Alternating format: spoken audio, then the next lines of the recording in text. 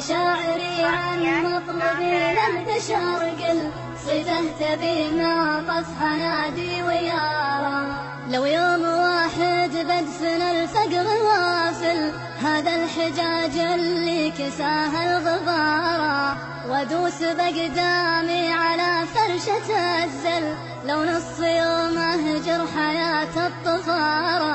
هذا الفقر ما كل منا ولا مل له سطوة جبارة ما تجارى، بيده سل الحال يا شاعري سل لبس عيوني ليل ما له نهارا. كم قلت له دخيل رب السما حل عنا وكم صيحت فيها جهارا، كم قلت له فارق عن أرواحنا ويقبل عدو من عدوه تثارا. يا شاعري من تلة وجاعنا طل مد البصر داخل وجيه الحيارى، تلقى بنا أعمى وأطرم ومنشل تلقى الأسى يسكن عيون الصغارى، تلقاها ياكلنا حلا ما لها ظل عنها يطيح من النحول الإزارة، تشرب قهر والقوت بحلوقها ذل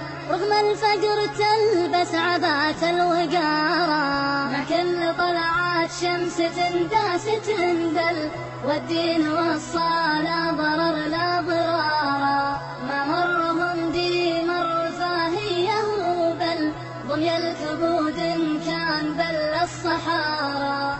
حنا وطن والفقر غازي ومحتل والعرض عن عين الرذيلة توارى، نعرف طريق المال ونشوف وندل بس الثمن خزي وفضيحة وعارة، ونخاف ثوب الطهر في يوم يبتل الفقر كافر والمصايب كبارى، تتلنا يمن الفقر للخطا تل بالنفس كسر وبالعيون انكسارا. لو تصفع العابد يدين الفقر ظل صارت له قبور الخطايا مزارا. يا شاعري سولفت لك جزء من كل عن فقر عذرا كم وراها عذارا، ذولا يبيعون المزايين والبل سكرة زمن ولا الأوادم سكارى، ناظر عيوني ما بها ماطر